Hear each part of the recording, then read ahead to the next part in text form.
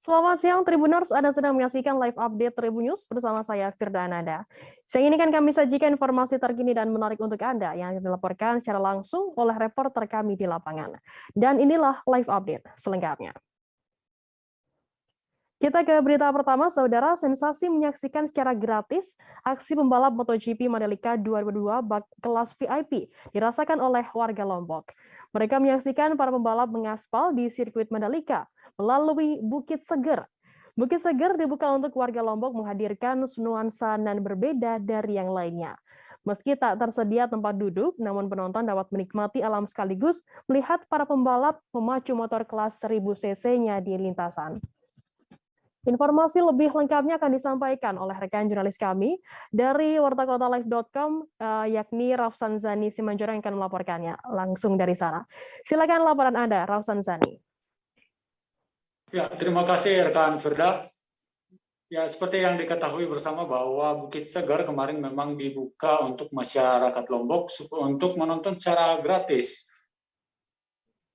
balap MotoGP yang dilangsungkan di sirkuit Mandalika. Memang sebelumnya ada isu bahwa Bukit Segar ini memang ditutup, namun karena izin dari Gubernur NTB, Zulkifli Mansyah, akhirnya Bukit Segar ini dibuka. Dan ini menjadi kesempatan bagi masyarakat Lombok, bahkan dari luar Lombok juga hadir untuk menyaksikan secara gratis bagaimana balapan MotoGP yang berlangsung di sirkuit Mandalika. Adapun beberapa tikungan yang dapat dilihat dari Bukit Segar khususnya, yaitu di tikungan 10, ada juga tikungan 9, ada juga tikungan 11, bahkan dari tikungan 8, para penonton yang memadati Bukit Segar dapat melihat bagaimana pembalap memacu kendaraannya dan saling melewati di arah tikungan 9 sampai tikungan 11. Sementara itu, untuk akses menuju Bukit Segar juga memang kemarin harus melewati beberapa jalan yang kurang baik karena memang kondisi hujan sehingga jalanan becek. Namun sesampai tiba di Bukit Segar, maka pemandangan yang cukup luar biasa juga akan terasa. Tak hanya tentang balapan di sirkuit Mandalika, tetapi di belakang bahkan di samping juga ada pemandangan alam yang cukup luar biasa, baik itu pantai lepas bahkan pantai Mandalika itu sendiri. Sementara itu seusai balapan MotoGP, memang ada juga penonton yang sedikit kecewa karena pembalapnya tidak bermain ataupun absen di balapan MotoGP kemarin, yaitu Marc Marquez. Sebagaimana diketahui bahwa Marc Marquez juga memiliki fans yang cukup luar biasa juga di Indonesia. Namun karena cedera yang dialami oleh sang pembalap di ajang pemanasan di Minggu pagi kemarin, akhirnya membuat sang pembalap absen. Dan hal ini yang membuat beberapa penonton yang bahkan jauh-jauh berasal dari luar Jawa sedikit merasa kecewa, seperti Herbian, pemuda asal Bekasi yang datang mengenakan kaos berwarna merah bahkan bertuliskan nomor 93, yaitu kaos untuk fans Marc Marquez. Namun di balik peristiwa jatuhnya Marc Marquez di balapan, baik itu di babak kualifikasi bahkan di babak latihan pemanasan di Minggu pagi, fans Marquez juga berharap agar Marc Marquez bisa berkontribusi lebih ataupun bisa naik podium nanti di GP Argentina. Dan ini memang harapan dari para penonton yang mendukung Marc Marquez. Sementara itu ada juga penonton yang memberikan masukan pas seusai dari balapan MotoGP, di mana mereka sedikit mengeluhkan harga penginapan yang terbilang mahal di Lombok, begitu juga dengan harga tiket. Dan ini harapan mereka supaya tahun depan agar dapat diperhatikan oleh pemerintah untuk harga penginapan dan juga harga tiket yang akan melangsungkan balapan MotoGP. Jadi seperti itu laporan saya dari Lombok, melaporkan rekan Firda. Ya, baik. Terima kasih rekan jurnalis dari wartakotalive.com, Rafsan Zani Simanjorang atas laporannya. Selamat bertugas kembali. Cukup sedih juga ya, karena nggak bisa tampil di Mandalika. Tapi kita berharap Marquez ntar di Argentina dapat race lagi. Tapi kalau boleh tahu nih Mas, sejak kapan sih ngefans dengan Marquez? Marquez dari 2015. Wah, dari 2015, 7 tahunan Mas ya? Ya, Dan kalau boleh tahu ini dari mana Mas? Kenapa jauh-jauh datang ke Lombok demi Markus nih? dari Bekasi. Udah di Bekasi, Jawa Barat. Wow, luar biasa. Spesial. Mumpung ada di Indonesia, langsung untuk pertama kali ke Indonesia. Ke Lombok ini sejak kapan Mas? Saya hari Jumat. Hari Jumat. Ah. Dan masih sempat nonton Markus di kualifikasi? Masih kemarin. Wah, itu kan. Jatuh juga. Dan itu pertama kali nonton Markus langsung? Iya, pertama kali. Ah, gimana tuh Mas? Seru sih. Nah, harapannya nih Mas, soal sirkuit Mandalika ini, harapannya gimana Mas? Ya. Harapannya semoga tahun depan lebih baik lagi lah untuk infrastruktur untuk semuanya gitu. Saat datang ke sini tidak ada kesulitan mungkin transportasi atau penginapan yang mahal? Ada masukan? Saya sih untuk penginapan cara antisipasinya kemarin sempat nyari kos-kosan gitu. Jadi karena hotel kan pada mahal-mahal, nyari kos-kosan lebih murah dan untuk kualitasnya juga oke sih. Udah AC-nya, udah oke. Nah, mungkin ada pesan kepada ya mungkin sesama fans Markus di luar sana yang mungkin tahun depan ingin datang ke Lombok menyaksikan Markus, gimana Mas? Siapkan tabungan. Karena harga di sini penginapannya pasti luar biasa, harga pesawat juga luar biasa. Jadi siapkan tabungan dari jauh-jauh hari. Kita beralih ke informasi selanjutnya, Saudara. Sekda Kota Palembang Ratu Dewa bersama Ketua Harian Pengprov IMI Sumsel Taufik Husni, Ketua DPRD Kota Palembang Zainal Abidin dan pejabat lainnya serta panitia membuka perlombaan Ratu Dewa Drag Race and Drag Bike 2022. Acara tersebut berlangsung 19 hingga 20 Maret di sirkuit Jakabaring Sport City Palembang pada Sabtu 19 Maret. Sekda Kota Palembang Dr. Andes Ratu Dewa bertekad bersama stakeholder terkait siap memfasilitasi gelaran event yang sudah hampir 5 tahun tidak digelar tersebut. Informasi lebih lengkapnya akan disampaikan oleh rekan jurnalis kami dari Sriwijaya Post, ada Abdul Hafiz yang akan melaporkannya langsung dari sana. Silakan rekan Hafiz, laporan Anda. Ya, terima kasih rekan Firda dan Tribuners. Dapat kami laporkan bahwa hari Sabtu dan Minggu tanggal 19-20 Maret kemarin merupakan hari yang bahagia bagi para dragster di Kota Palembang, khususnya Sumatera Selatan pada umumnya. Karena sudah hampir 5 tahun di Kota Palembang sudah tidak menggelar lagi adanya balap motor maupun balap mobil. Hal ini selain memang adanya pandemi COVID-19 kemarin dan juga memang sudah lama tidak digelar. Dan event ini sendiri awalnya dari Sekda Kota Palembang menampung aspirasi dari para pembalap liar yang sering kebut-kebutan di beberapa titik Kota Palembang. Sehingga setelah terkomunikasi bahkan kemarin hampir 1.000 dari para pembalap mendaftarkan diri, namun oleh pihak panitia dibatasi hanya 600 dari dragster.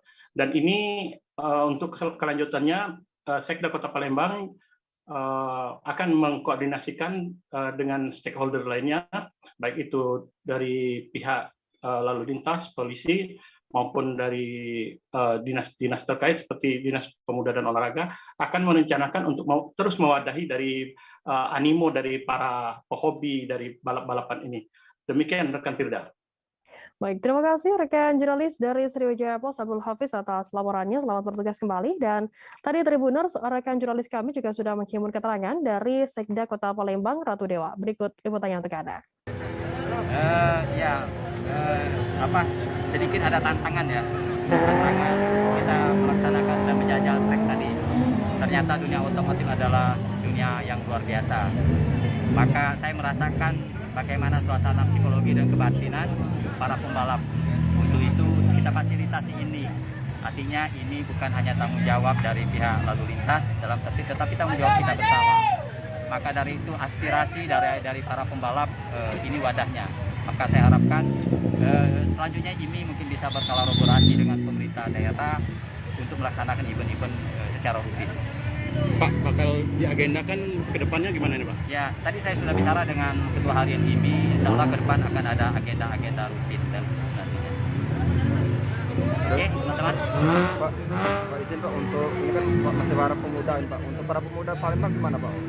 Ya, saya harapan dengan para pemuda ya untuk tidak lagi melaksanakan balap-balap liar yang di kita ini ada di Jalan Angkatan 66, di Bandara, di Jakabaring, di Soekarno-Hatta, terus di Jalan Sudirman. Nah, ini harapan saya, ini loh wadah kalian. Jangan sampai banyak korban. Tentunya kita tidak menginginkan para pemuda sekalian tidak tertib lalu lintas. Itu harapan kita. Apakah Pemkot akan membuatkan track khusus untuk balapan seperti ini? Ya, nanti saya akan berkolaborasi ya dengan ini. Nanti apa yang batasan wilayah mana yang harus digarap oleh pemerintah kota, mana batasan yang harus dilaksanakan oleh ini. Insya Allah ke depan akan kita kaji bersama dan kita bahas.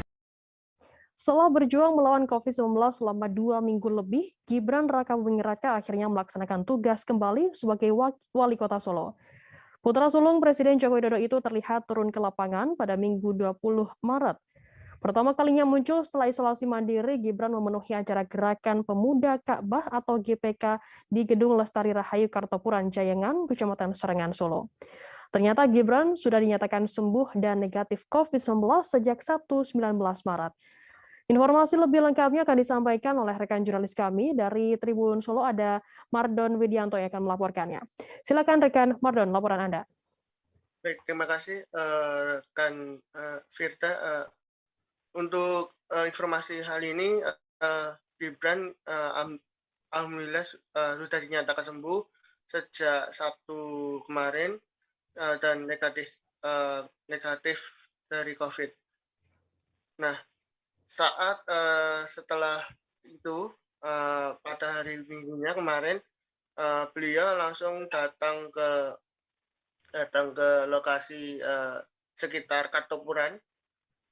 Yang pertama untuk membagikan buku dan pelajaran untuk anak-anak di sekitar, lanjut silaturahmi ke pengurus acara di Kartopuran, tepatnya Gerakan Pemuda Ka'bah. Dan selama sakit, Gibran sendiri dia selama sekitar 2 minggu Gibran juga menderita DBD, namun hingga Sabtu sudah dinyatakan sembuh. Baik, terima kasih rekan jurnalis dari Tribun Solo, Mardon Widianto atas laporannya. Selamat bertugas kembali. Kita beralih ke informasi selanjutnya, Saudara. Aksi kampanye untuk berhenti makan daging anjing digelar mulai dari depan kantor pos Medan, Jalan Pos nomor 1, Kecamatan Medan Barat, Kota Medan pada Minggu 20 Maret. Aksi ini melibatkan puluhan becak bermotor untuk mengelilingi jalan seputaran Lapangan Merdeka. Dalam aksinya, mereka menyuarakan untuk menghentikan tradisi makan daging anjing. Founder Toba Animal Friends Anita Panggabean menuturkan, aksi ini adalah peresmian untuk kampanye Stop Makan Daging Anjing di Sumatera Utara. Informasi lebih lengkapnya akan disampaikan oleh rekan jurnalis kami dari Tribun Medan, ada Abdan yang akan melaporkannya langsung dari sana. Silakan laporan Anda, Abdan. Ya, baik, Firda. Ya, siang Tribuners, aksi kampanye ini untuk berhenti mengkonsumsi makan daging anjing digelar mulai dari depan kantor pos semalam Minggu tanggal 20 Maret tahun 2022. Aksi ini melibatkan 80 betor atau becak bermotor untuk mengelilingi seputaran Jalan Lapangan Merdeka. Dalam aksinya, mereka menyuarakan untuk menghentikan tradisi makan daging anjing. Aksi ini dari komunitas Toba Animal Friends adalah untuk mengkampanyekan stop untuk mengkonsumsi makan daging anjing di Sumatera Utara, khususnya di Kota Medan.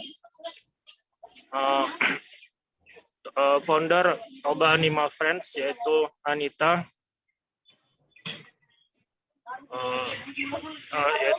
mengajak seluruh masyarakat Sumatera Utara, khususnya Kota Medan, untuk tidak mengkonsumsi daging anjing dan mengaku akan menggelar aksi serupa di Kota Pematang Siantar. Kemudian Anita mengharapkan adanya donatur yang membantu untuk mewujudkan tambahan sponsor-sponsor untuk memasangnya di banner becak ataupun di tempat yang akan dikunjunginya. Kemudian aksi ini sudah disosialisasikan kepada seluruh sekolah-sekolah maupun lewat sosial media. Kemudian Anita berharap ke depannya Kota Medan atau Sumatera Utara bisa bebas dari daging anjing agar lebih pet friendly. Kemudian harapan Anita untuk pemerintah daerah agar menindak tegas para penjual daging anjing yang masih beroperasi. Demikian Firda laporan saya dari Medan. Baik, terima kasih rekan jurnalis dari Tribun Medan Abdan atas laporannya. Dan tadi Tribuners, Abdan juga sudah menghimpun keterangan dari Anita Panggabean, founder Toba Animals Friends. Berikut liputannya untuk Anda. Bisa diceritakan aksi kita hari ini seperti apa? Ya, aksi kita ini adalah sebenarnya adalah peresmian untuk kampanye Stop Makan Anjing di Sumatera Utara ya. Jadi bukan hanya di Kota Medan. Kota kita ini hanya mengikuti kota-kota yang lain yang sudah bebas dari daging anjing. Ada Perda, ada Perdes, ada Pergub. Nah, kita mengharapkan Kota Medan ini lebih ramah kepada anjing karena anjing itu bukan makanan. Ada undang-undang yang mengatur di negara ini, semua di sini. Jadi dan anjing itu termasuk hewan domestik, hewan yang sudah ribuan tahun hidup berdampingan bersama manusia. Harapannya ke depan seperti apa? Harapannya ke depan Medan atau Sumut bisa bebas dari daging anjing ya. Jadi kita lebih pet friendly lah.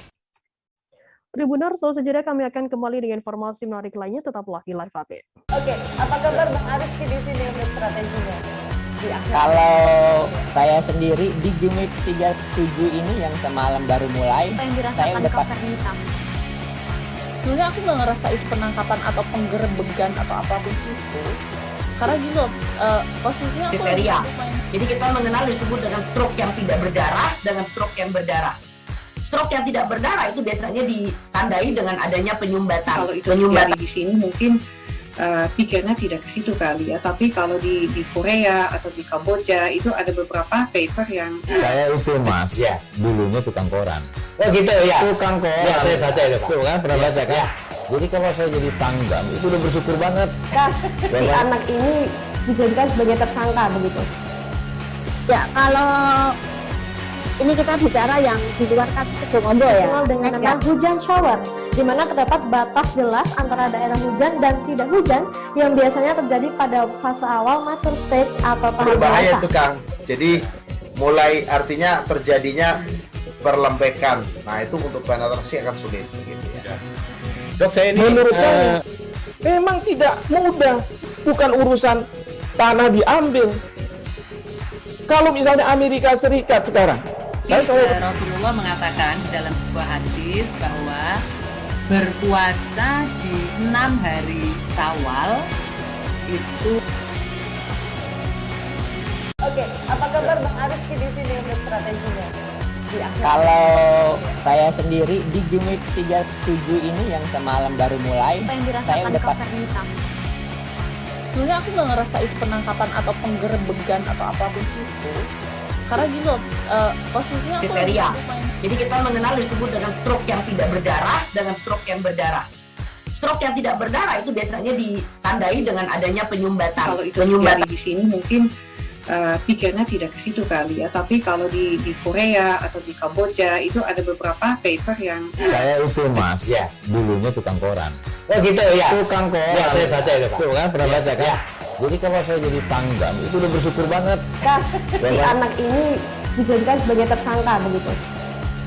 Ya, kalau ini kita bicara yang di luar kasus Situbondo ya. Dengan nama hujan shower, di mana terdapat batas jelas antara daerah hujan dan tidak hujan yang biasanya terjadi pada fase awal mature stage atau tahap berbahaya itu Kang. Jadi mulai artinya terjadinya perlembekan. Nah itu untuk penetrasi akan sulit. Gitu ya. Dok, saya ini menurut saya memang tidak mudah, bukan urusan tanah diambil. Kalau misalnya Amerika Serikat sekarang, Rasulullah mengatakan dalam sebuah hadis bahwa berpuasa di 6 hari Syawal itu. Oke, apa kabar Bang Arif di sini untuk strateginya?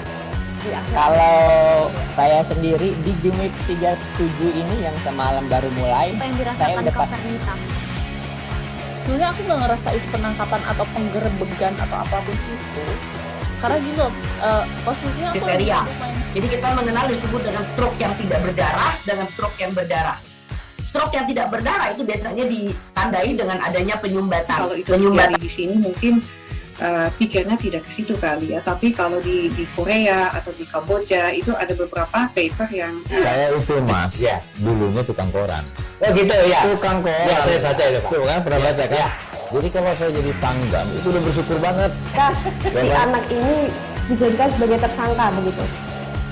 Ya, kalau ini kita bicara yang di luar kasus Bongombo ya. Dikenal dengan nama hujan shower, di mana terdapat batas jelas antara daerah hujan dan tidak hujan yang biasanya terjadi pada fase awal mature stage atau tahap Berbahaya dewasa. itu Kang.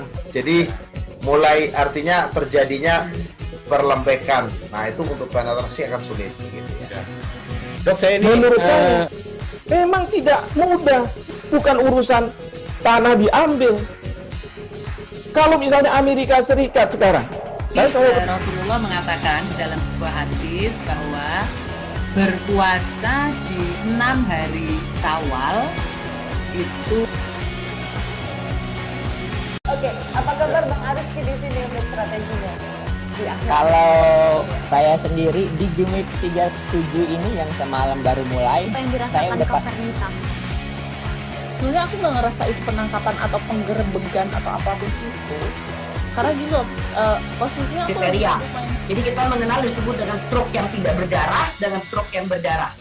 Stroke yang tidak berdarah itu biasanya ditandai dengan adanya penyumbatan. kalau itu terjadi di sini mungkin pikirnya tidak ke situ kali ya, tapi kalau di Korea atau di Kamboja itu ada beberapa paper yang Saya itu Mas, dulunya tukang koran. Oh gitu ya. Tukang koran. Ya, saya baca itu Pak. Tuh kan pernah baca kan? Jadi kalau saya jadi pangdam itu udah bersyukur banget. Si anak ini dijadikan sebagai tersangka begitu.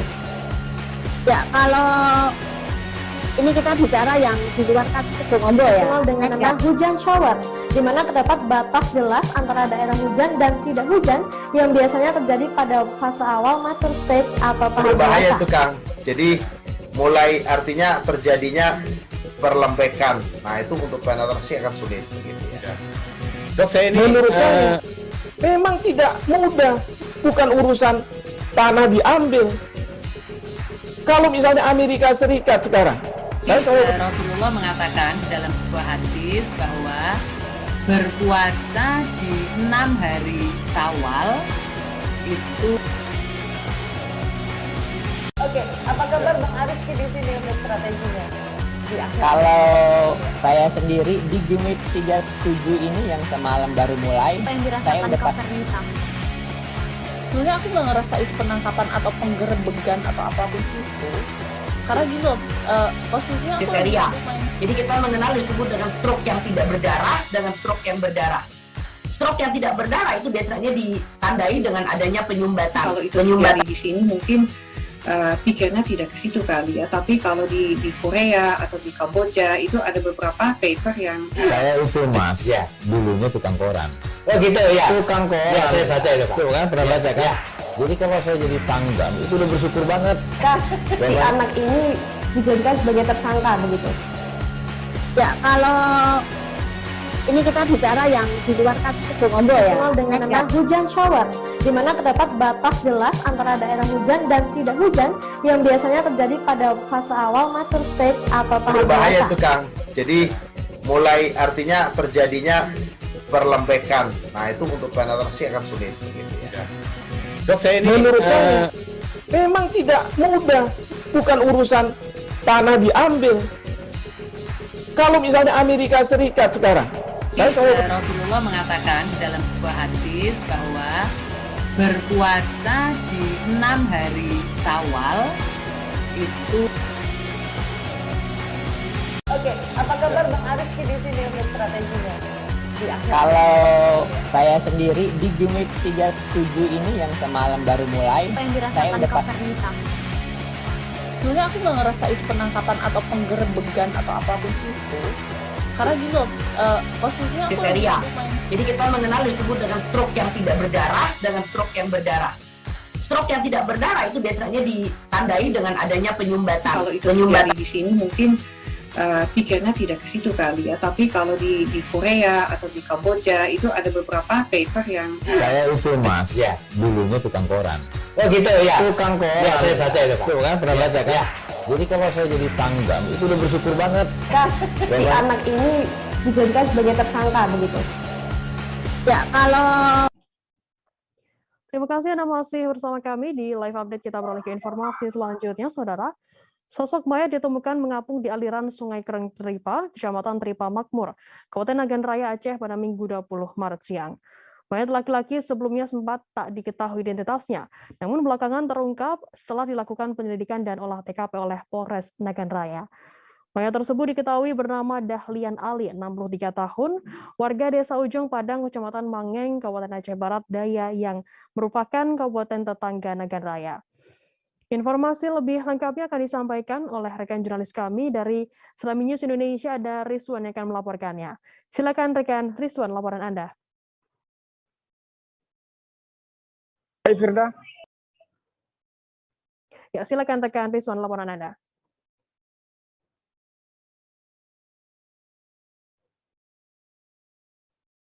Halo rekan Rizwan.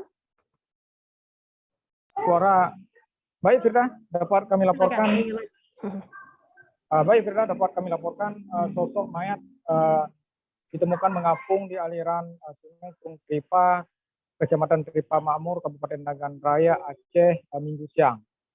Mayat tersebut sebelumnya tanpa diketahui identitas, namun belakangan polisi melakukan proses penyidikan dan mengetahui bahwa mayat tersebut bernama Dahlian Ali, itu warga Kabupaten Aceh Barat Daya, yaitu kabupaten tetangga dari Nagan Raya.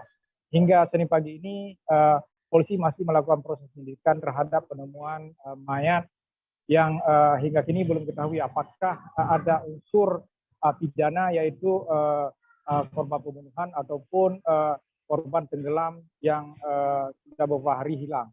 Korban sendiri, Dahlianus sendiri, berdasarkan keterangan dari pihak keluarga, sudah hilang sejak Kamis lalu atau 4 hari lalu. Sempat beberapa foto almarhum dipajangkan di Facebook, media sosial oleh warga. Baik, Firda. Ya, baik, terima kasih rekan jurnalis dari Selami News Indonesia, Rizwan, atas laporannya. Selamat bertugas kembali. Kita beralih ke informasi selanjutnya, Saudara. Sebuah minibus yang mengangkut 7 orang penumpang terjun ke Sungai Salubarani, Kecamatan Gandang Batu Silanan, Kabupaten Tanah Toraja pada Minggu 20 Maret. Akibat kecelakaan ini, salah seorang penumpang tewas. Selain itu, 1 penumpang lainnya hilang dan hingga kini belum ditemukan. Untuk mengetahui informasi bagaimana kronologi hingga update terkini terkait kecelakaan tersebut, kami sudah tersambung dengan jurnalis dari Tribun Timur, ada Tommy Pasir yang akan melaporkannya. Silakan rekan Tommy, laporan Anda. Baik, Firda dan Tribuners, kami informasikan bahwa pada Minggu 20 Maret 2002 kemarin, sebuah minibus bernomor polisi DP 1481 KC terjun ke sungai, tepatnya di Kelurahan Salubarani, Kecamatan Gandong Batu Silanan, Kabupaten Tanah Toraja. Mobil tersebut mengangkut 7 orang penumpang, termasuk supir. Kecelakaan terjadi sekitar pukul 04.00 WITA atau jam 4 subuh dini hari, yang bermula saat mobil bergerak dari arah Makassar ke Tanah Toraja. Tiba-tiba mobil hilang kendali dan terjun ke sungai. Keterangan dari pihak kepolisian menyebutkan bahwa diduga supir mobil tersebut mengantuk, lalu hilang kendali dan terjun ke sungai. Sementara dalam peristiwa ini, 5 dari 7 penumpang mobil berhasil selamat. Kelima korban saat ini menjalani perawatan di RSUD Laki Padada, Tanah Toraja. Namun 1 penumpang bernama Devriani Rante Balik, 28 tahun, ditemukan meninggal dunia. Selain itu, 1 penumpang lainnya bernama Amata Binti Kakak 61 tahun dinyatakan hilang. Hingga kini Amata Binti Kakak belum ditemukan. Proses pencarian pun terus dilakukan oleh tim gabungan. Pencarian difokuskan di Desa Pana, Kabupaten Endrekang. Pantauan kami pagi tadi, pencarian tersebut dilakukan dengan menggunakan perahu karet. Tim gabungan yang didominasi Basarnas Palopo melakukan pencarian dengan cara menyusur sungai dan juga melakukan penyelaman. Kemudian dapatkan informasi juga pada minggu kemarin jenazah dari korban yang meninggal dunia langsung dibawa ke rumah dukanya yang berada di Kecamatan Rangkeko, Kabupaten Toraja Utara. Demikian, Firda. Baik, terima kasih rekan jurnalis dari Tribun Timur, Tommy Pasir atas laporannya. Selamat bertugas kembali. Dan tadi Tribuners, jurnalis kami juga sudah menghimpun keterangan dari Kapolsek Mengkende, AKP Yohanes Mundo. Berikut liputannya untuk Anda. Itu kejadiannya kira-kira pukul 3 dini hari. Dan kalau dilihat di lokasi mungkin sopir dalam keadaan ngantuk. Sehingga dia motor keluar jalur, jatuh di jurang. Itu yang kami sementara kami. Ya, dalam mobil itu berapa penumpang Pak kira-kira?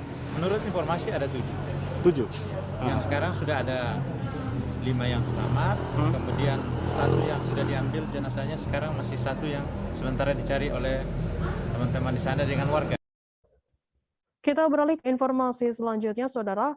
Rivo Sambayang, bocah berusia 6 tahun yang ditabrak mobil Grand Max di sebuah rumah makan di Kelurahan Sukur, Kecamatan Kalawat, Kabupaten Minahasa Utara pada Minggu 20 Maret, mengembuskan napas terakhirnya. Rivo ditabrak dengan keras oleh kendaraan Grand Max yang oleng. Korban lantas terhempas ke tembok dan malangnya tertindih reruntuhan. Informasi mengenai hal ini akan disampaikan oleh rekan jurnalis kami dari Tribun Manado, ada Arthur Rompis yang akan melaporkannya. Silakan rekan Arthur, laporan Anda. Terima kasih Firda dan Tribuners. Jadi kejadian kecelakaan itu terjadi kemarin di tepi jalan raya Manado Bitung di Kelurahan Sukur, Kecamatan Air Madidi, Kabupaten Minahasa Utara. Jadi sebuah kendaraan Grand Max oleng kemudian menabrak sebuah rumah makan dan korban Rivo Sambayang ini kebetulan berada di depan rumah makan. Jadi korban ditabrak dengan keras, kemudian tubuhnya terhempas ke dinding dan kemudian dia ditimpa reruntuhan. Jadi Rivo ini sempat dibawa ke rumah sakit umum Kando, sempat menjalani perawatan selama beberapa jam. Namun karena luka yang diderita lumayan parah, jadi dia menghembuskan nafas terakhir pada Selasa dini hari sekitar pukul 4 dan jenazahnya sudah dibawa ke rumah duka tadi pagi. Tiba di rumah duka sekitar pukul 10.00. Jadi Tribuners, laka lantas ini juga menyebabkan bagian depan dari rumah makan ini hancur karena ditabrak oleh kendaraan.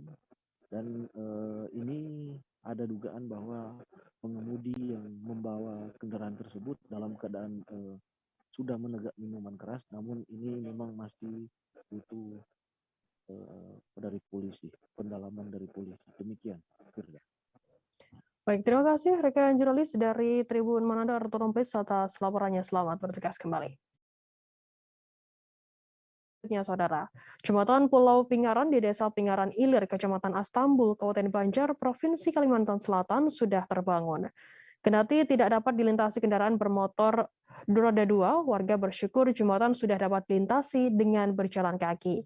Sebelumnya, jembatan Pingaran itu rusak ditabrak sampah kayu dan bambu yang hanyut terbawa arus deras sub daerah aliran Sungai Riam Kiwa dan Riam Kanan pada pertengahan Januari lalu. Untuk mengetahui bagaimana saat ini kondisi jembatan tersebut, kami sudah tersambung dengan jurnalis dari Banjarmasin Post, ada Mukhtar Wahid yang akan melaporkannya. Silakan rekan Mukhtar, laporan Anda.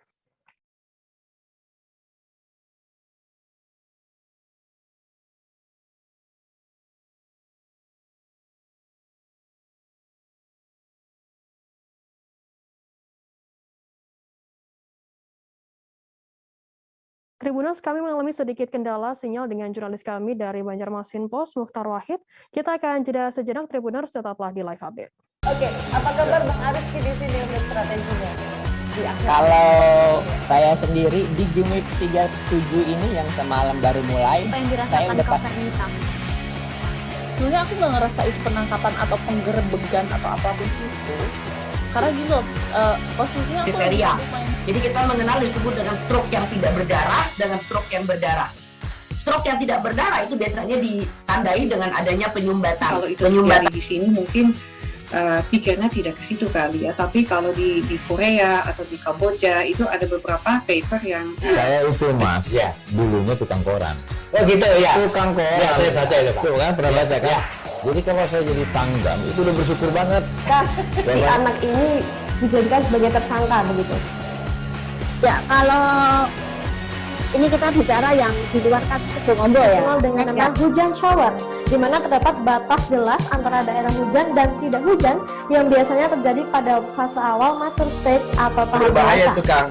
Jadi mulai artinya terjadinya perlembekan. Nah itu untuk penetrasi akan sulit. Gitu ya. Dok, saya ini menurut saya memang tidak mudah, bukan urusan tanah diambil.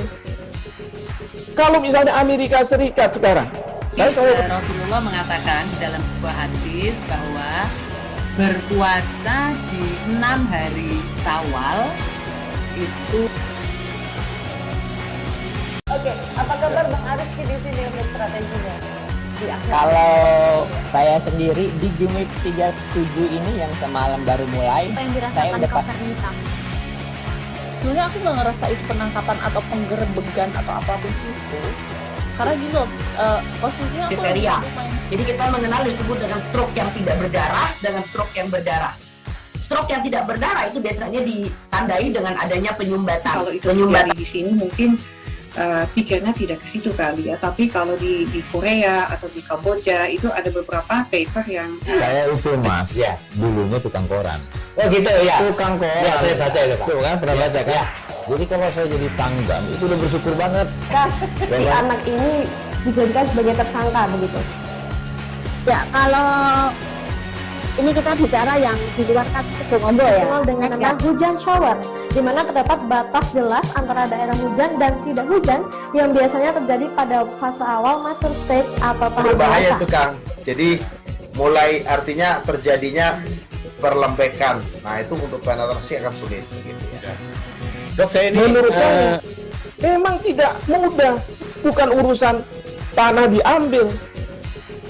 Kalau misalnya Amerika Serikat sekarang, Rasulullah mengatakan dalam sebuah hadis bahwa berpuasa di 6 hari Syawal itu. Oke, apa kabar Bang Arifki di sini untuk strateginya? Kalau saya sendiri di Jumip 37 ini yang semalam baru mulai, saya udah sebenarnya aku nggak ngerasa itu penangkapan atau penggerebegan atau apapun itu. Karena gini loh, posisinya aku kriteria. Jadi kita mengenal disebut dengan stroke yang tidak berdarah dengan stroke yang berdarah. Stroke yang tidak berdarah itu biasanya ditandai dengan adanya penyumbatan. Kalau itu terjadi di sini mungkin pikirnya tidak ke situ kali ya. Tapi kalau di Korea atau di Kamboja itu ada beberapa paper yang saya itu Mas, ya, dulunya tukang koran. Oh gitu ya. Tukang koran. Ya, saya baca itu Pak. Tuh kan pernah baca kan? Ya. Jadi kalau saya jadi Pangdam itu udah bersyukur banget. Si anak ini dijadikan sebagai tersangka begitu.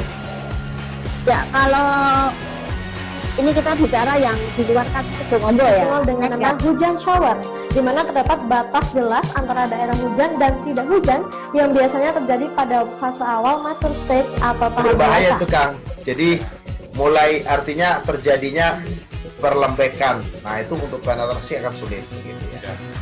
Dok, saya ini menurut saya memang tidak mudah, bukan urusan tanah diambil. Kalau misalnya Amerika Serikat sekarang, Rasulullah mengatakan dalam sebuah hadis bahwa berpuasa di 6 hari Syawal itu. Oke, apa kabar Bang Arifki di sini untuk strateginya? Kalau Saya sendiri di Jumip 37 ini yang semalam baru mulai. Apa yang Saya dirasakan udah Kapten Hitam? Sebenarnya aku nggak ngerasa itu penangkapan atau penggerebegan atau apapun itu. Karena gini loh, posisinya aku Kriteria. Jadi kita mengenal disebut dengan stroke yang tidak berdarah dengan stroke yang berdarah. Stroke yang tidak berdarah itu biasanya ditandai dengan adanya penyumbatan. Kalau itu terjadi di sini mungkin pikirnya tidak ke situ kali ya. Tapi kalau di Korea atau di Kamboja itu ada beberapa paper yang Saya itu Mas, dulunya tukang koran. Oh gitu ya. Tukang koran. Ya, saya baca ya, Pak. Tuh kan, pernah baca kan? Jadi kalau saya jadi pangdam itu udah bersyukur banget. Si anak ini dijadikan sebagai tersangka begitu. Ya kalau ini kita bicara yang di luar kasus Sebongombo ya. Dikenal dengan nama hujan shower, di mana terdapat batas jelas antara daerah hujan dan tidak hujan yang biasanya terjadi pada fase awal mature stage atau tahap Berbahaya dewasa. tuh Kang. Jadi mulai artinya terjadinya perlembekan. Nah itu untuk penetrasi akan sulit. Gitu ya. Dok, saya ini menurut saya memang tidak mudah, bukan urusan tanah diambil. Kalau misalnya Amerika Serikat sekarang, Rasulullah mengatakan dalam Terima kasih Anda masih bersama kami di live update. Kita beralih ke informasi selanjutnya, Saudara. Kecelakaan maut terjadi di Jalan Raya Kakas, tepatnya di Desa Wasian, Kecamatan Kakas Barat, Kabupaten Minahasa, Provinsi Sulut pada Minggu 20 Maret menjelang tengah malam. Mobil Xenia merah marun plat nomor DB 1907BE mengalami kecelakaan tunggal. Mobil keluar jalur, menghantam pohon kemudian terhempas ke lahan perkebunan. Sebanyak 6 orang gadis muda warga Kakas berada di dalam mobil tersebut. 1 di antaranya meninggal dunia di lokasi kejadian. Informasi lebih lengkapnya akan disampaikan oleh rekan jurnalis kami dari Tribun Manado, ada Rio Nur yang akan melaporkannya. Silakan rekan Rio, laporan Anda. Ya, terima kasih rekan Firda. Jadi telah terjadi kecelakaan lalu lintas menyebabkan korban meninggal dunia pada Minggu tanggal 20 Maret 2022 jelang tengah malam. Sebuah mobil Toyota Avanza merah maron plat nomor DB 1907BE mengalami kecelakaan tunggal di Jalan Raya Kakas, Desa Wasian, Kecamatan Kakas Barat, Kabupaten Minahasa, di mana mobil itu ditumpangi oleh 6 gadis belia, yang di mana di antara 6 itu 1 di antaranya meninggal dunia. Telah diidentifikasi korban yang meninggal dunia merupakan warga setempat bernama Seidi yang di warga Desa Talikuran, Kecamatan Kakas, Kabupaten Minahasa. Jadi mobil ini melaju, menurut saksi melaju cukup kencang dari arah Languan, melintas di Jalan Raya Kakas.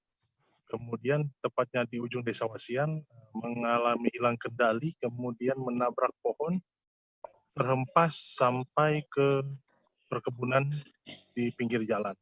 Di mana korban perempuan bernama Seidi berumur 18 tahun ini dinyatakan telah tewas di lokasi kejadian, sementara rekannya yang lain, penumpang dan supir, dalam keadaan selamat meski mengalami luka yang cukup, ada yang mengalami luka cukup serius dan ada yang mengalami luka ringan.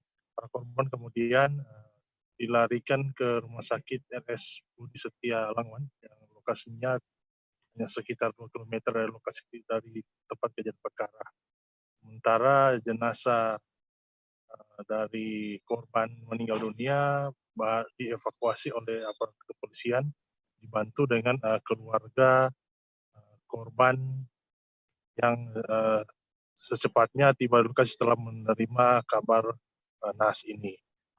Jalan raya di Desa Wasian ini juga memang merupakan salah satu ruas yang cukup rawan kecelakaan. Orang menyebutnya di sini jalur maut karena sehari sebelumnya juga terjadi kecelakaan lalu lintas. Pengendara sepeda motor berbencengan namun tidak sampai menyebabkan korban tewas, hanya luka-luka. Beberapa kali juga telah terjadi kecelakaan menyebabkan meninggal dunia di ruas jalan ini. Tahun sebelumnya, sekitar September, itu seorang remaja juga berusia belasan tahun melakukan balap liar sehingga mengalami kecelakaan dan langsung tewas di tempat. Sejauh ini polisi masih melakukan penyelidikan kasus ini, namun mobil yang mengalami kecelakaan masih teronggok di pinggir jalan di lokasi kejadian, mana sudah diberikan garis polisi. Demikian rekan Firda. Baik, terima kasih rekan jurnalis dari Tribun Manado, Rianur, atas laporannya. Selamat bertugas kembali. Kita beralih ke informasi selanjutnya, Saudara. Jembatan Pulau Pingaran di Desa Pingaran Ilir, Kecamatan Astambul, Kabupaten Banjar, Provinsi Kalimantan Selatan sudah terbangun. Kendati tidak dapat dilintasi kendaraan bermotor roda 2, warga bersyukur jembatan sudah dapat dilintasi dengan berjalan kaki. Sebelumnya jembatan Pingaran tersebut rusak, ditabrak sampah kayu dan bambu yang hanyut terbawa arus deras sub daerah aliran Sungai Riam Kiwa dan Riam Kanan pada pertengahan Januari lalu. Untuk mengetahui bagaimana saat ini kondisi jembatan tersebut, kami sudah tersambung dengan jurnalis dari Banjarmasin Pos, ada Mukhtar Wahid yang akan melaporkannya. Silakan rekan Mukhtar, laporan Anda. Baik, selamat siang Firda. Dapat kami laporkan dari Kabupaten Banjar, Provinsi Kalimantan Selatan. Benar, jembatan pulau di Desa Pingaran Ilir yang sebelumnya ya pada pertengahan Januari 2022 rusak dan sebagian hanyut dihantam oleh sampah dari bambu dan pohon-pohon dari wilayah hulu.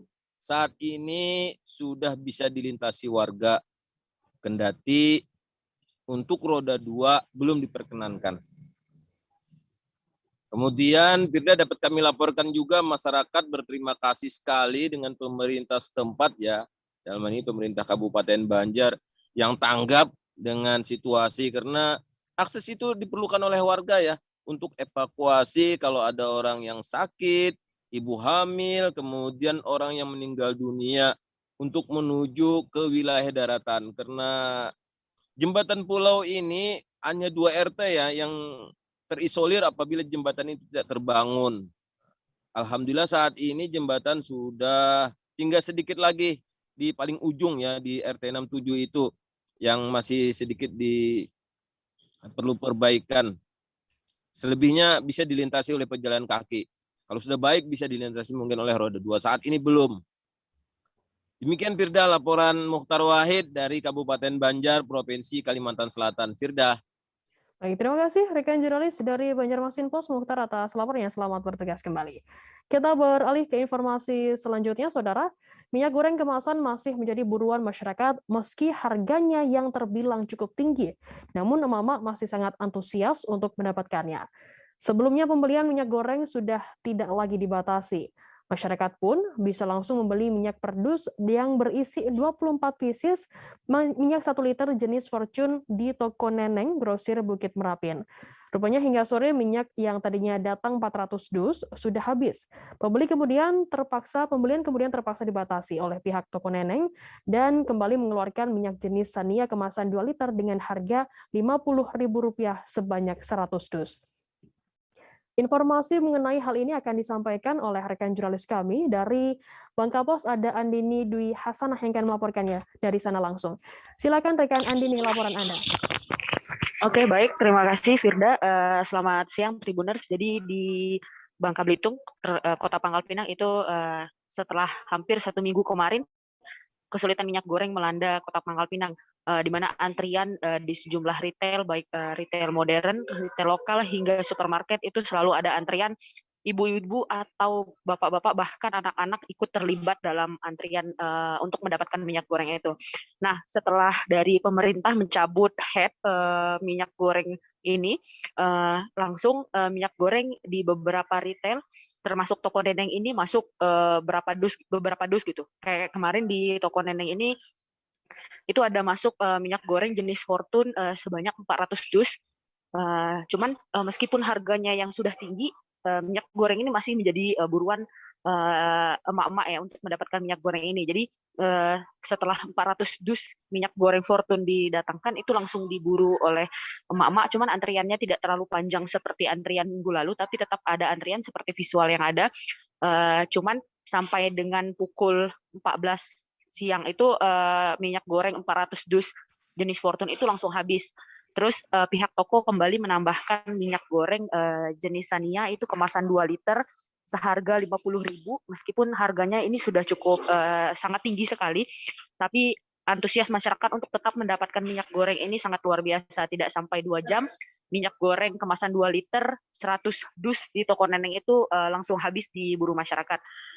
Sekadar tambahan, Firda dan Tribuners, di Bangka Belitung sendiri, Kota Pangkal Pinang maksud saya, pantauan kami, hingga hari ini di sejumlah retail di Kota Pangkal Pinang termasuk supermarket seperti Transmart dan Hypermart itu masih belum tersedia minyak goreng, termasuk juga retail modern, retail lokal seperti Indomaret dan Alfamart itu belum ada tersedia minyak goreng jenis apapun. Berdasarkan penuturan pramuniaga di retail tersebut, mereka belum mengetahui kapan minyak goreng akan datang di retail tersebut. Tapi berdasarkan pantauan kami, Firda dan Tribuners, untuk di pasar induk tradisional sendiri, itu minyak goreng 1 liter, baik yang dus atau yang 1 liter dan 2 liter itu mulai tersedia di pasar-pasar tradisional. Memang jumlahnya tidak banyak, tapi setidaknya tidak lagi terbatas dan tidak lagi hingga hari ini terlihat antrian-antrian yang panjang untuk mendapatkan minyak goreng ini. Demikian Firda dan Tribuners. Baik, terima kasih rekan jurnalis dari Bangka Pos, Andini Dwi Hasanah, laporan Anda. Selamat bertugas kembali. Banyak cara yang bisa dilakukan dalam menghadapi situasi minyak goreng yang mahal untuk saat ini. Seperti yang dilakukan oleh warga desa Selinsing, Kantung, Belitung Timur bernama Nirwandi.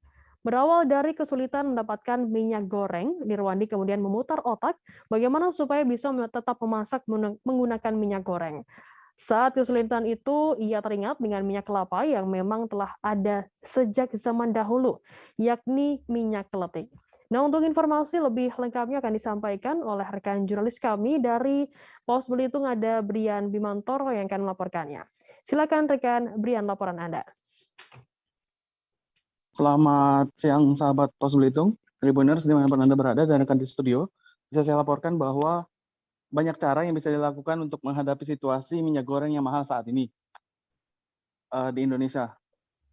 Seperti yang dilakukan oleh salah satu warga di Desa Selinsing, Gantung, Belitung Timur bernama Nirwandi.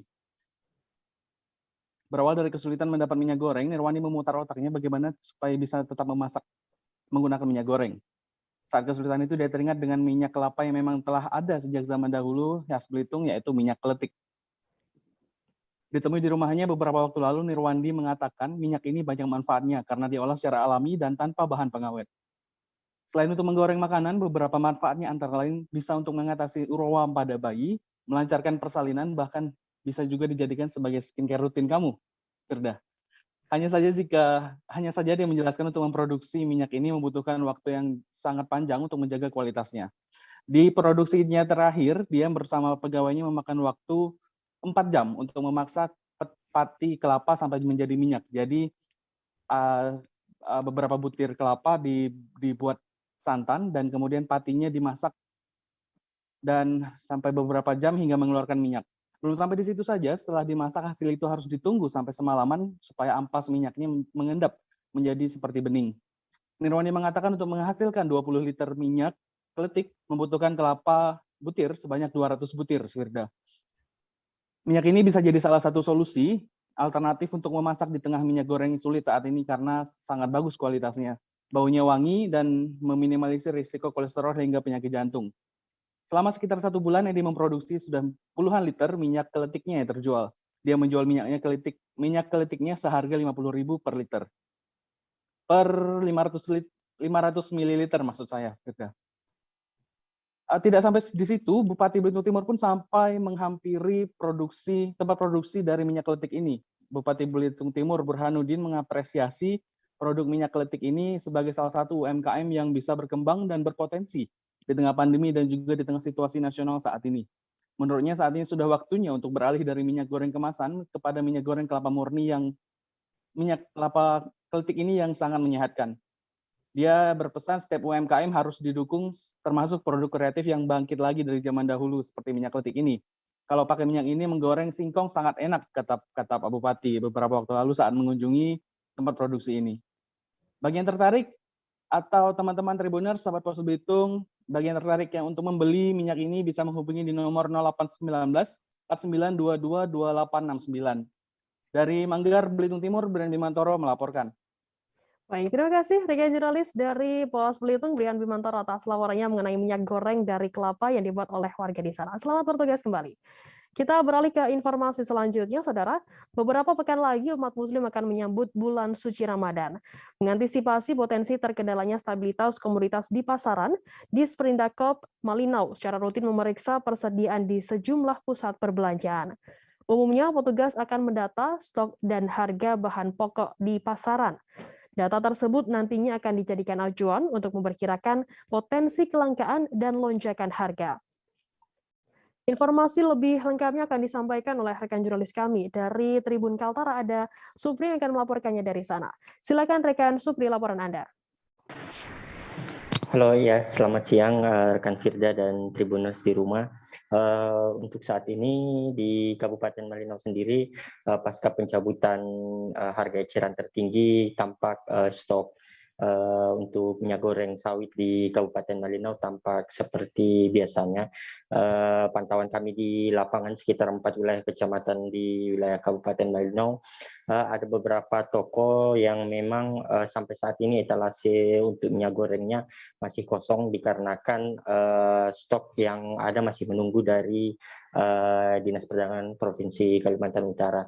Nah, untuk minyak goreng sendiri pasokannya dipantau oleh petugas tim terpadu, diantaranya melalui petugas Dinas Perindustrian Perdagangan dan Koperasi UMKM Kabupaten Malinau bersama Dinas Ketahanan Pangan dan instansi vertikal yakni Polri dan TNI memantau ketersediaan minyak goreng sawit di sejumlah toko. Tampaknya saat ini masih terbatas, belum menunjukkan tanda-tanda penambahan stok. Begitupun hasil wawancara kami dengan beberapa pelaku usaha, khususnya pemasok sembako dan minyak goreng di Kabupaten Malinau, menyatakan untuk saat ini belum ada tambahan stok minyak goreng, meskipun di beberapa wilayah lain pasca pencabutan harga eceran tertinggi untuk minyak goreng kemasan sederhana dan premium sudah diberlakukan. Untuk langkah dari pemerintah kabupaten sendiri bersama dengan instansi vertikal, pagi tadi juga telah diadakan rapat koordinasi oleh Polres Malinau untuk mengantisipasi lonjakan harga komoditas, khususnya yang saat ini menjadi masalah secara nasional, yaitu keberadaan minyak goreng sawit di Kabupaten Malinau. Untuk hasil pantauan petugas di lapangan, ada 2 komoditas yang nampaknya mulai perlahan naik dari segi harga karena kekurangan stok, diantaranya bawang merah dan cabai rawit merah. 2 komoditas ini memang atau bumbu dapur ini memang pada dasarnya untuk mendekati atau menjelang hari besar keagamaan di wilayah Kabupaten Malinau rutin mengalami lonjakan karena beberapa wilayah khususnya di Kalimantan Utara mengandalkan pasokan dari kabupaten-kabupaten tetangga dan provinsi tetangga seperti di Kalimantan Timur untuk Kabupaten Berau dan Samarinda.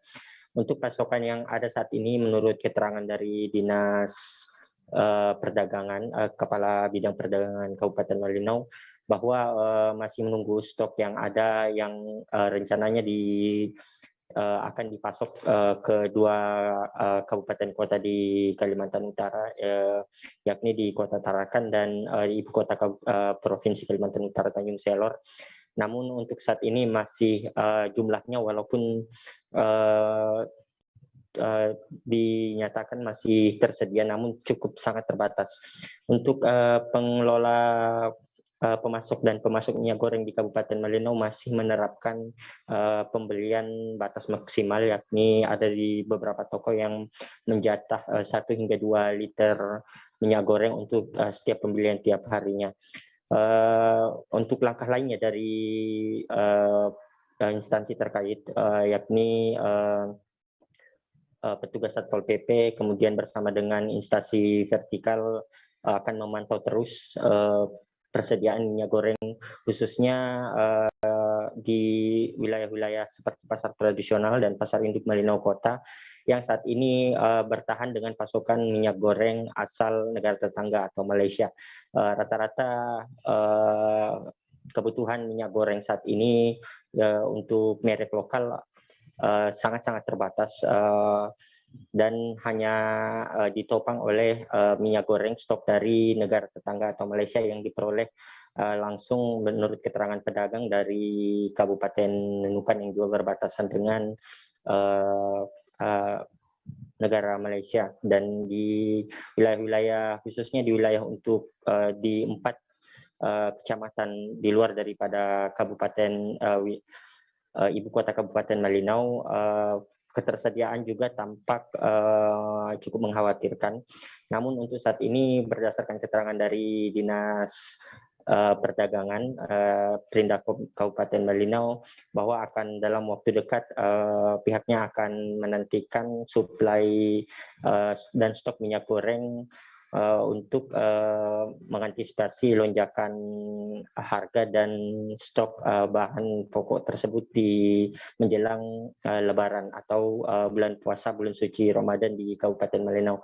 Untuk saat ini stok yang ada diperkirakan akan bertahan hingga awal bulan Ramadan 2022 nanti di Kabupaten Malinau. Demikian, Firda. Baik, terima kasih rekan jurnalis dari Tribun Kaltara, Sobri, atas laporannya. Selamat bertugas kembali. Kita beralih ke informasi selanjutnya, Saudara. Usaha menyerap beras lokal Pemkab Berau dibuktikan dengan adanya MOU antara petani Kampung Buyung-Buyung Bulog dan Pemkab Berau.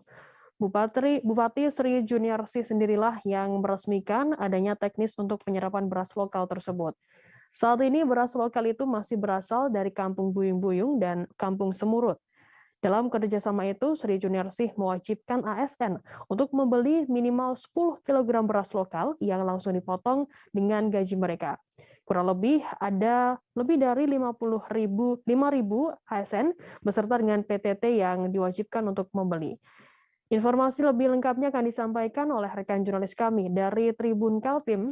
Ada Renata Andini yang akan melaporkannya. Silakan rekan Renata, laporan Anda. Baik, terima kasih rekan Firda di studio bahwa benar Pemkab Berau telah melakukan MOU bersama dengan pihak Bulog Berau, Polri, dan petani yang berada di Kampung Buyung-Buyung dan Semurut terkait penyerapan beras lokal untuk dikonsumsi oleh ASN Berau terlebih dahulu. Peresmian ini langsung diresmikan oleh Bupati Berau, Sri Juniarsi, dengan harapan hal ini menjadi upaya Pemkab Berau untuk menyerap beras lokal. Namun untuk saat ini memang beras lokal yang diserap masih berada di Kampung Buyung-Buyung dan juga Semurut yang berada di Kecamatan Tabalar. Bupati Berau mendorong agar ASN bisa menjadi percontohan utama untuk agar masyarakat Kabupaten Berau bisa mengkonsumsi beras lokal secara masif. Setiap ASN nantinya harus membeli minimal 10 kg dan langsung dipotong oleh gaji. Untuk sistem pembelian sendiri akan difasilitasi oleh Bulog Berau karena Bulog Berau akan membeli terlebih dahulu beras dari petani di Buyung-Buyung dan Semurut dengan seharga 10.500 dan akan dijual kembali seharga 11.500. Menurut Bupati Berau, ini menjadi sistem ini misalnya dapat membuka peluang untuk konsumsi beras Berau semakin masif. Ia juga meminta kepada dinas terkait untuk memberikan fasilitas sarana produksi untuk peningkatan hasil produksi yang lebih baik sehingga beras lokal menjadi lebih premium. Kedepannya petani Berau juga lainnya didorong seperti di wilayah Kampung Kasuk, Merancang untuk memproduksi beras untuk dikonsumsi secara lokal. Seperti itu, Firda. Baik, terima kasih rekan jurnalis dari Tribun Kaltim, Renata Andini atas laporannya. Selamat bertugas kembali. Kita beralih ke informasi selanjutnya, Saudara. Heboh video batu nisan bergoyang-goyang di Kabupaten Kerinci. Video tersebut ramai dibagikan di grup WhatsApp pada Sabtu 19 Maret kemarin. Informasi yang didapatkan oleh pihak Tribun Network, batu nisan tersebut berada di perkuburan yang terdapat di Kecamatan Tanco, Kabupaten Kerinci. Peristiwa tersebut terjadi pada Sabtu 19 Maret pagi. Video tersebut berdurasi 17 detik tampak batu nisan bergoyang-goyang. Tampak juga anak-anak sekolah melihat batu nisan tersebut dari kejauhan.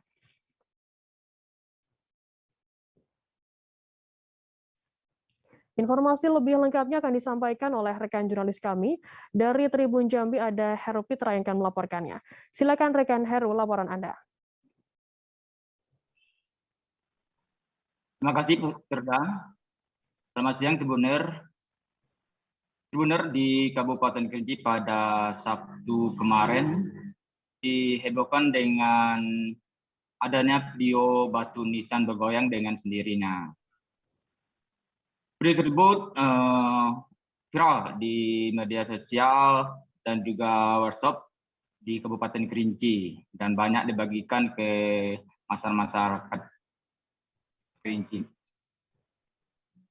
Di dalam video tersebut nampak batu nisan memang bergoyang dari depan ke belakang bergoyang. Di situ juga nampak anak-anak sekolah juga melihat dari kejauhan adanya batu nisan yang bergoyang tersebut.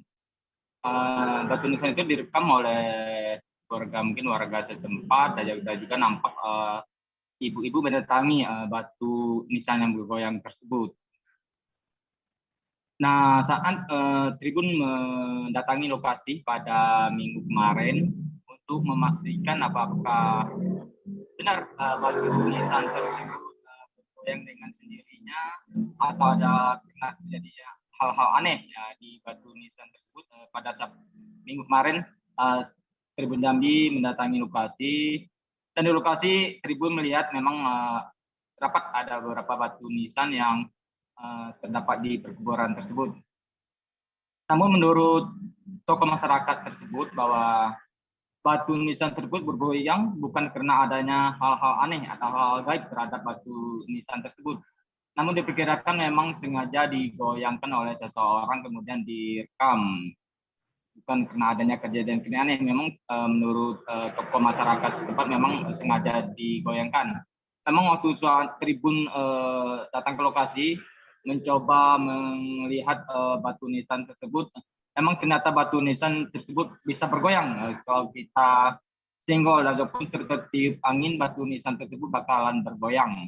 Hal itu disebabkan karena batu nisan tersebut yang ada besinya yang itu menancap ke tanah, itu memang terlalu kecil atau halus, sehingga jika digoyangkan ataupun tertiup angin, maka batu nisan tersebut akan bergoyang.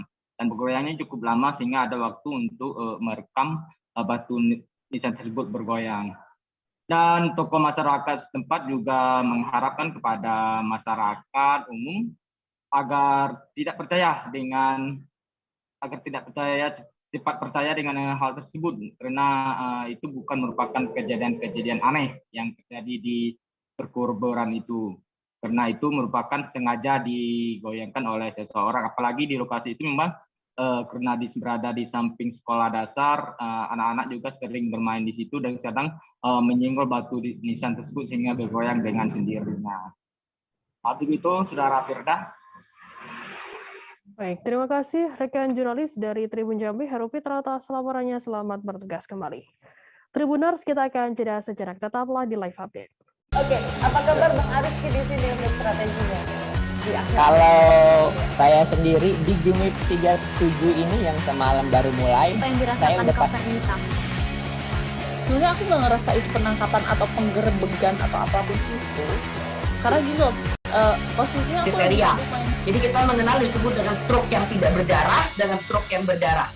Stroke yang tidak berdarah itu biasanya ditandai dengan adanya penyumbatan. Kalau itu terjadi di sini mungkin pikirnya tidak ke situ kali ya, tapi kalau di Korea atau di Kamboja itu ada beberapa paper yang saya itu Mas, ya, dulunya tukang koran. Oh gitu ya. Tukang koran. Ya, saya baca itu Pak. Tuh kan, pernah baca kan? Ya. Jadi kalau saya jadi tanggam itu udah bersyukur banget. Si anak ini dijadikan sebagai tersangka begitu. Ya, kalau ini kita bicara yang di luar kasus Sebongombo ya. Dengan nama hujan shower, di mana terdapat batas jelas antara daerah hujan dan tidak hujan yang biasanya terjadi pada fase awal mature stage atau tahap berbahaya dewasa. itu Kang. Jadi mulai artinya terjadinya perlembekan. Nah itu untuk penetrasi akan sulit. Gitu ya. Dok, menurut saya memang tidak mudah, bukan urusan tanah diambil. Kalau misalnya Amerika Serikat sekarang, Rasulullah mengatakan dalam sebuah hadis bahwa berpuasa di 6 hari Syawal itu. Oke, apa kabar Bang Arif di sini untuk strateginya? Kalau saya sendiri di Game 37 ini yang semalam baru mulai, saya udah pas. Sebenarnya aku nggak ngerasa itu penangkapan atau penggerebegan atau apapun itu, karena gitu posisinya aku kriteria. Jadi kita mengenal disebut dengan stroke yang tidak berdarah dengan stroke yang berdarah. Stroke yang tidak berdarah itu biasanya ditandai dengan adanya penyumbatan. Kalau itu terjadi di sini mungkin pikirnya tidak ke situ kali ya, tapi kalau di Korea atau di Kamboja itu ada beberapa paper yang saya itu mas, ya dulunya tukang koran. Oh gitu ya, tukang koran. Ya, saya baca itu Pak. Tuh kan pernah baca kan? Ya.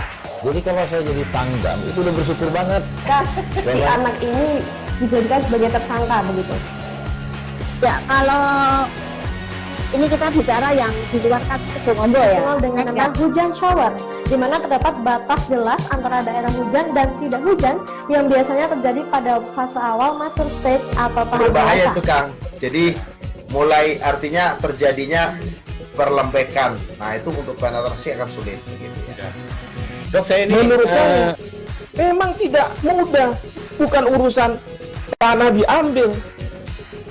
Kalau misalnya Amerika Serikat sekarang, Rasulullah mengatakan dalam sebuah hadis bahwa berpuasa di 6 hari Syawal itu. Oke, apa kabar Bang Arif di sini untuk strateginya? Kalau saya sendiri di Game 37 ini yang semalam baru mulai, saya udah pas. Sebenarnya aku nggak ngerasa itu penangkapan atau penggerebegan atau apapun itu, karena gitu posisinya aku kriteria. Jadi kita mengenal disebut dengan stroke yang tidak berdarah dengan stroke yang berdarah. Stroke yang tidak berdarah itu biasanya ditandai dengan adanya penyumbatan. Kalau itu terjadi di sini mungkin pikirnya tidak ke situ kali ya, tapi kalau di Korea atau di Kamboja itu ada beberapa paper yang saya itu mas, ya dulunya tukang koran.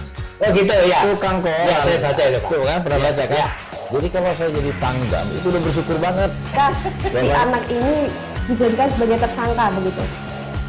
Ya kalau ini kita bicara yang di luar kasus Sebongombo ya. Dengan nama hujan shower, di mana terdapat batas jelas antara daerah hujan dan tidak hujan yang biasanya terjadi pada fase awal mature stage atau tahap berbahaya dewasa. itu Kang. Jadi mulai artinya terjadinya perlembekan. Nah itu untuk penetrasi akan sulit. Gitu ya. Dok, menurut saya memang tidak mudah, bukan urusan tanah diambil.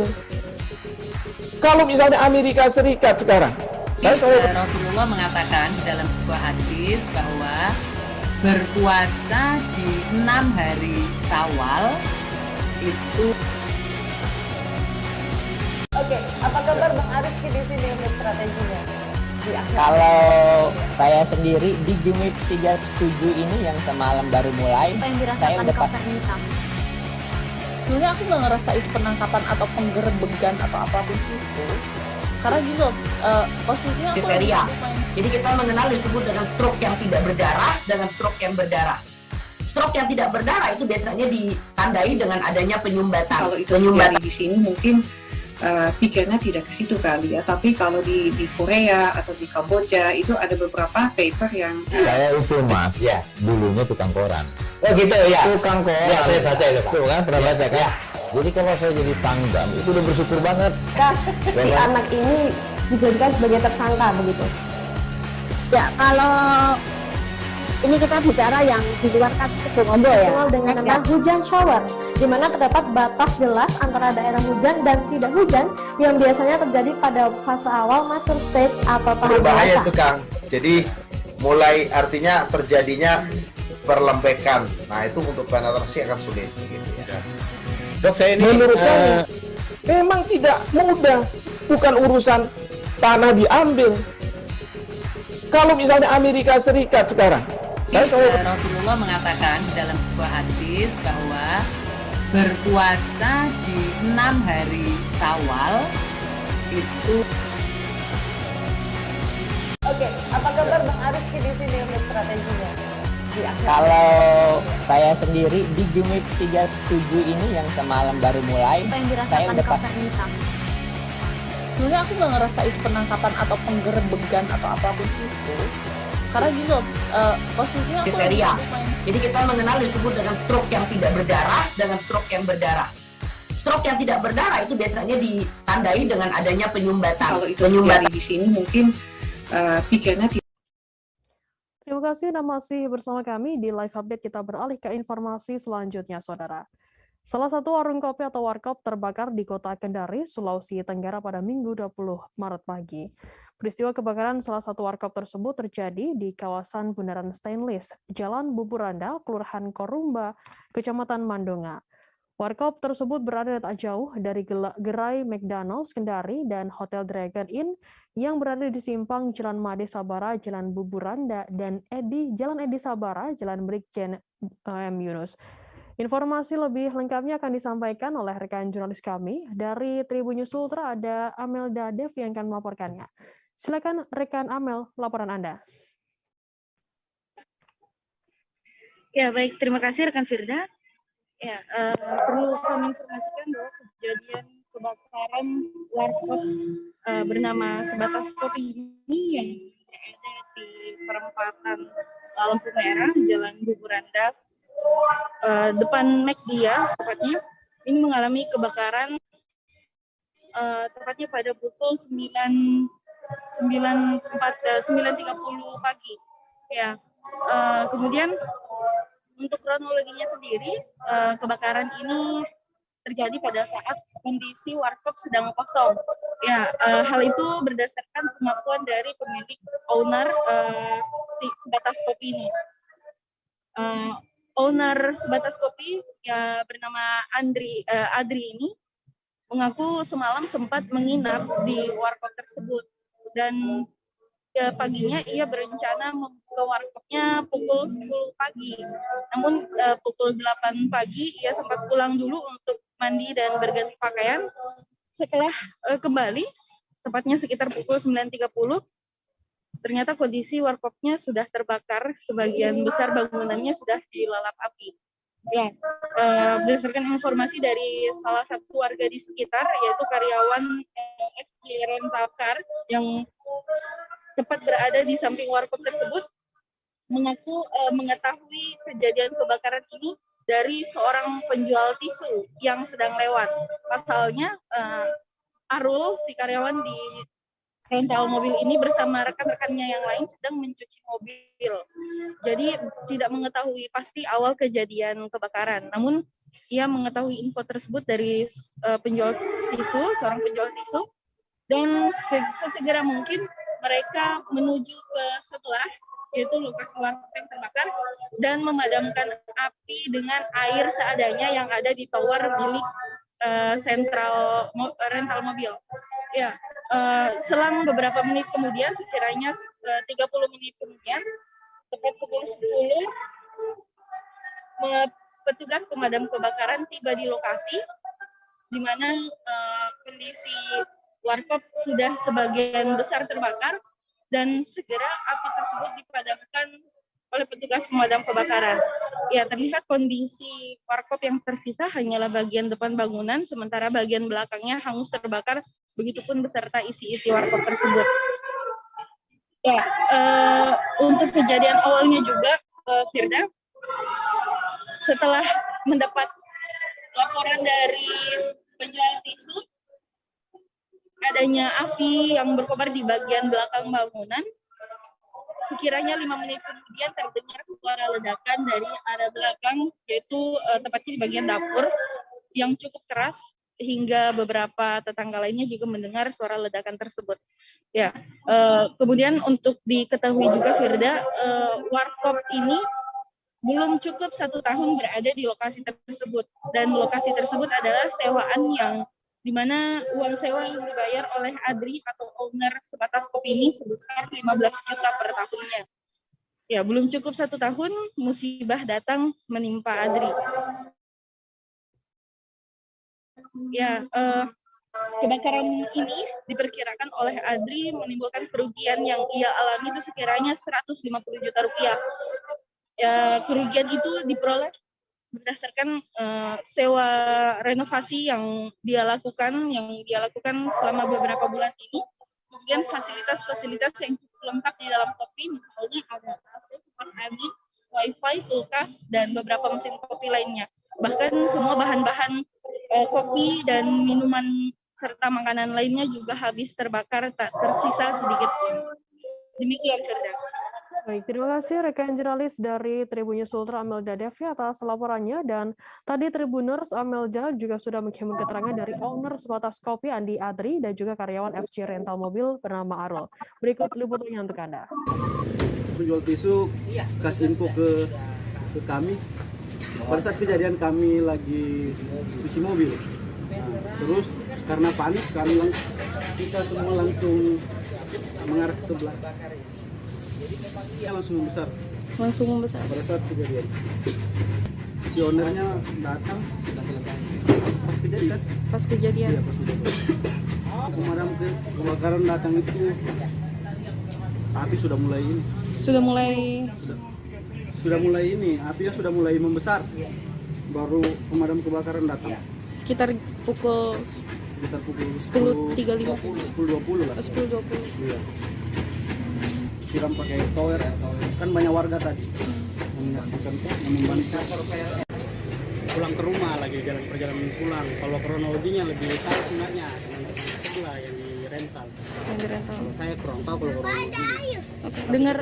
Dengar kabarnya ini awalnya dari siapa Kak kebakaran? Enggak dengar. Maksudnya pas memang mengarah ke sini. Oh, pas memang mau ke sini. Pas dapat itu ternyata sudah terbakar. Pokoknya kalau dari sebelah itu, dari orang-orang rental, informasinya sudah ada api duluan, baru ada ledakan. Oh, mereka lihat api duluan, baru ada ledakan. Kakak sendiri tahu Kak penyebab kebakarannya? Kurang tahu juga.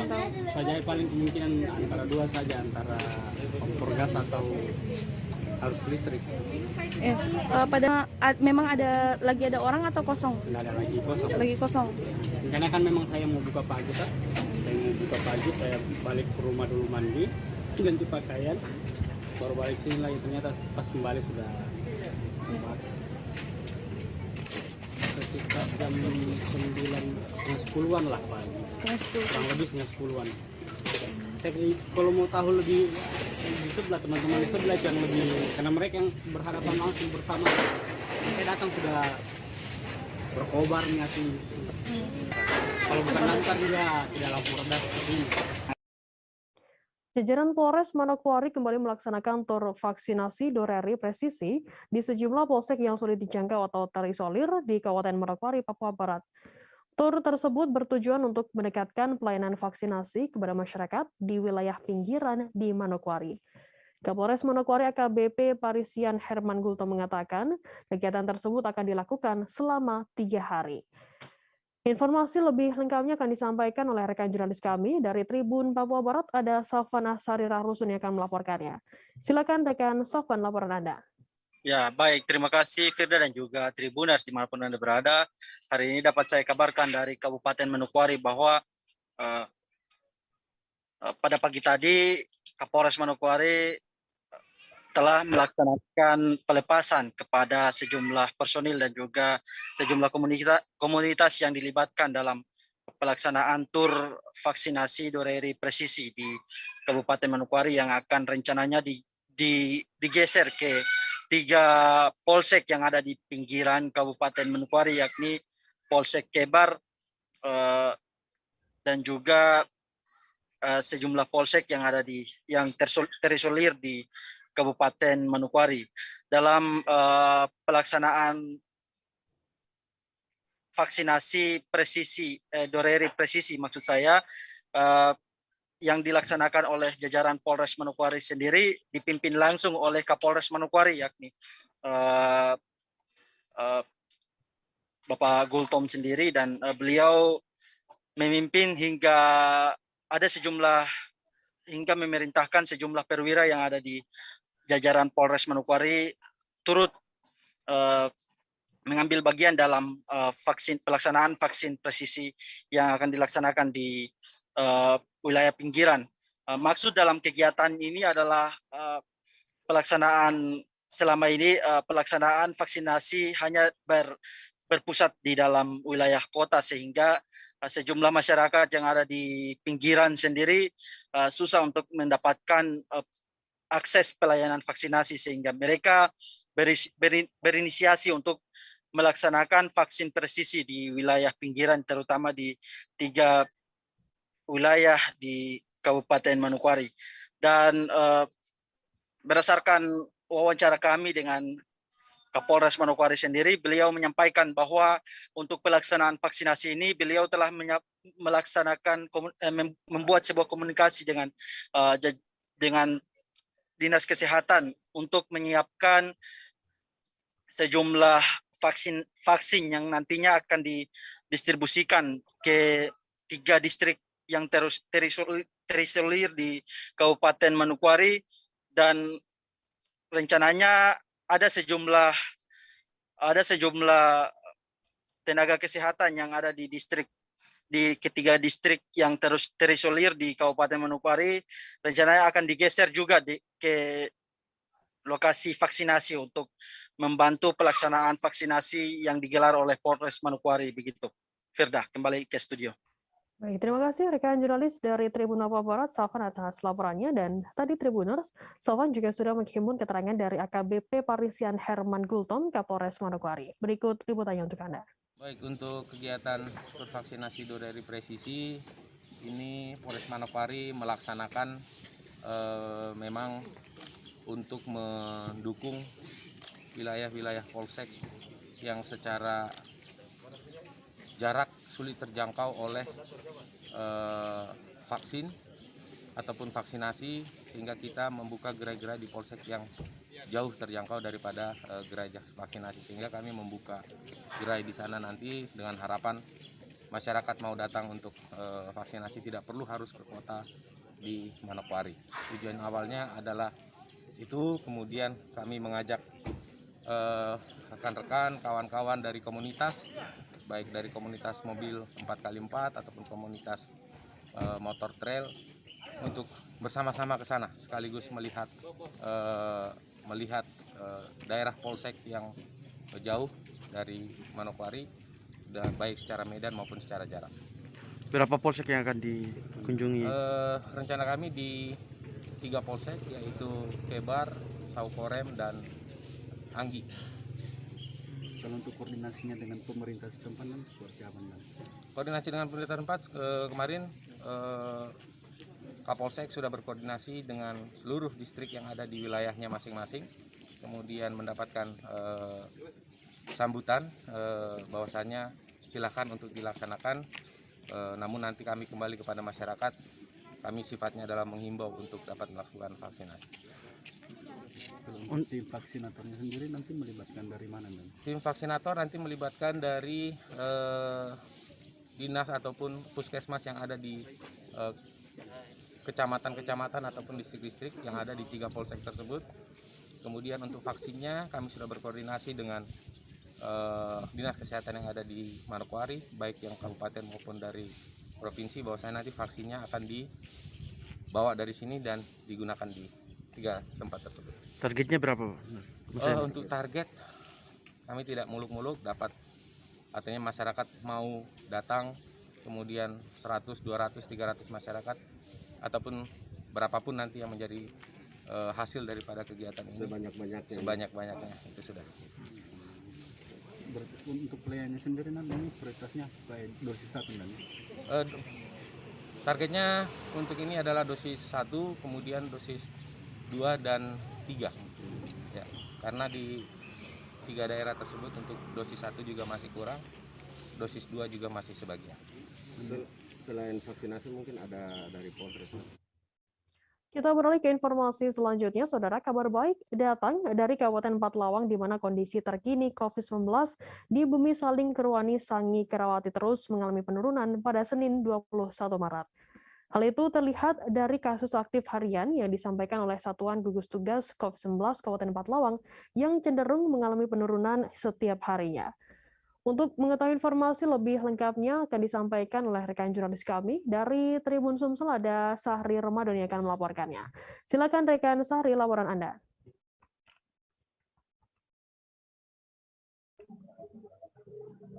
Baik, terima kasih rekan Firda. Selamat siang pemirsa Tribun News dimanapun berada. Dari Kabupaten Pathlawang bisa kami laporkan memang kondisi saat ini pandemi COVID-19 di sini sudah berangsur membaik, ataupun ini merupakan sebuah kabar baik. Hal tersebut di mana disampaikan langsung oleh Satuan Gugus Tugas COVID-19 Kabupaten Pathlawang melalui juru bicaranya, yakni Dr. Arga Sena Setiawan.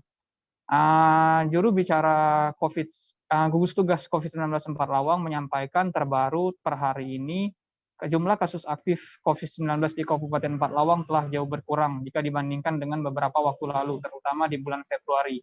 Untuk hari ini itu tersisa ada 3 kasus aktif, dengan rincian 1 orang sedang menjalani perawatan dan 2 orang lagi masih menjalani isolasi mandiri.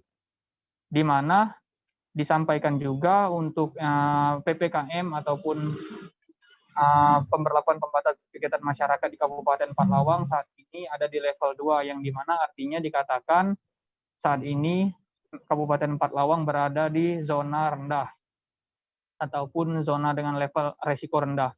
Nah, lebih lanjut untuk kasus konfirmasi COVID-19 di Kabupaten Pathlawang sejak awal pandemi hingga saat ini itu tercatat ada 590 kasus konfirmasi dengan rincian sebanyak 550 sembuh, meninggal 37, dan proses 3, ataupun kasus aktif saat ini 3. Mungkin cukup itu yang bisa kami sampaikan kepada pemirsa. Kami kembalikan ke studio. Firda. Baik, terima kasih rekan jurnalis dari Tribun Sumsel, Sahri, atas laporannya. Selamat bertugas kembali. Kita beralih ke informasi selanjutnya, Saudara. Terdapat transportasi lokal yang unik dan eksis di Karimun, Kepulauan Riau. Bus kayu yang ada sejak era 80-an ini awalnya mengangkut pekerja atau karyawan di daerah Prayun, Kecamatan Tanjung Batu. Seiring berkembangnya zaman, bus kayu ini juga digunakan untuk berkeliling membawa pengguna jasa perjalanan wisatawan. Bus kayu ini juga pernah menjadi angkutan antar jemput anak-anak sekolah di Pulau Karimun Besar. Informasi lebih lengkapnya akan disampaikan oleh rekan jurnalis kami dari Tribun Batam, ada Yeni Hartati yang akan melaporkannya. Silakan rekan Yeni, laporan Anda.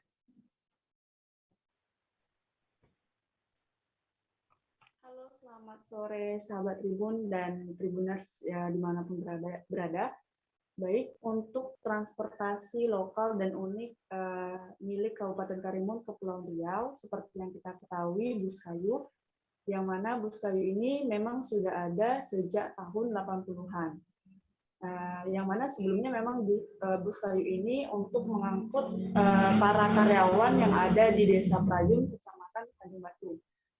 Tidak hanya itu, bus kayu juga pernah menjadi transportasi umum antar jemput anak-anak sekolah. Nah, pada tahun 1980 hingga 1995, bus kayu ini menjadi transportasi transportasi warga Karimun. Namun pada era atau tahun 1993, di mana adanya angkot umum yang ada di Karimun, sehingga bus kayu ini tidak lagi eksis di Karimun. Namun secara fisik bus kayu ini memang masih ada di Karimun dan memang masih dilestarikan. Nah, tidak hanya itu sahabat Tribun, bus kayu ini juga memang berbahan dasar dari kayu, di mana terlihat dari bodi maupun bagian dalam. Nah, kalau bagian dalam sendiri seperti kita saksikan bersama bahwa adanya kursi yang memanjang yang disusun memang berhadapan, kemudian adanya kaca di bagian yang seharusnya kaca, memang ini kayu. Dan uniknya lagi nih sahabat Tribun, bagian depan tempat supir ya, ini kacanya bisa dibuka ke atas. Nah, tidak hanya itu sahabat Tribun, sebelumnya kami juga meminta atau konfirmasi pada pemilik dari bus kayu ini sendiri. Memang secara umum bus kayu ini digunakan memang masih seperti minibus umumnya. Namun yang berbeda ini bagian handle yang biasanya di mobil biasa itu di bagian bawah, namun ini berbeda di bagian atas. Nah, tidak hanya itu, sahabat Tribun, bus kayu ini sendiri merupakan Mitsubishi PS dan Toyota Reno. Dan untuk tak jarang bagi sahabat Tribun atau masyarakat wisatawan yang mengunjungi Karimun, bus kayu ini sendiri menjadi transportasi lokal yang memang menarik perhatian, di mana sampai saat ini memang masih digunakan untuk mengelilingi wisatawan. Dan tak jarang para pengunjung yang menaiki bus kayu ini sendiri seperti merasa di India. Seperti itu, sahabat Tribun, dan saya kembalikan ke studio Firda. Baik, terima kasih rekan jurnalis dari Tribun Atom ya, ini atas laporannya. Selamat bertugas kembali. Kita beralih ke informasi selanjutnya, saudara. Penggemar motor antik dan klasik di Provinsi Lampung berduka. Ketua Harian Motor Antik Klub Indonesia atau MAKI Lampung, Haji Sukobarisman Pitoro meninggal dunia di usia 61 tahun. Yang berpulang saat sedang menjalankan hobinya yakni touring menggunakan motor besar ke Nusa Tenggara Barat. Big Berry, sapaan akrabnya, bertandang ke Lombok sekaligus untuk menonton balapan MotoGP di Mandalika. Informasi lebih lengkapnya akan disampaikan oleh rekan jurnalis kami dari Tribun Lampung, ada Bayu Saputra yang akan melaporkannya. Silakan rekan Bayu, laporan Anda. Oke, terima kasih rekan Firda. Perlu saya sampaikan bahwasannya Big Berry yang lebih dikenal kalangan otomotif di Provinsi Lampung merenggut nyawa pada kemarin kemarin saat di Lombok, dan kabar duka tersebut disampaikan oleh Yuli selaku istri almarhum. Yuli menjelaskan bahwasannya suaminya itu pergi untuk ke luar daerah, yakni diantaranya mengunjungi atau ingin melihat pertandingan sepeda motor balapan di Mandalika.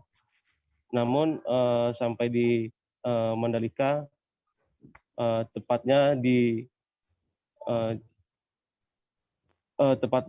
jalan dekat Lombok tersebut, beliau menghembuskan napas terakhirnya. Dan Berry sendiri menggunakan kendaraan motor Harley Davidson Sporters plat BE 2409 ALB yang pergi pada tanggal 3 Februari yang lalu.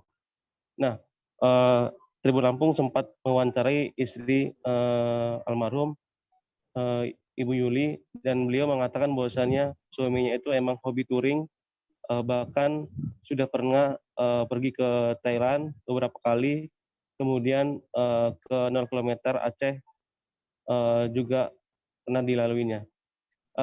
Saat kemarin Tribun Lampung mewawancarai istri, bahwasannya suaminya itu pulangnya nanti pada setelah Lebaran. Namun kenyataannya Big Berry meninggal kemarin dikarenakan serangan jantung.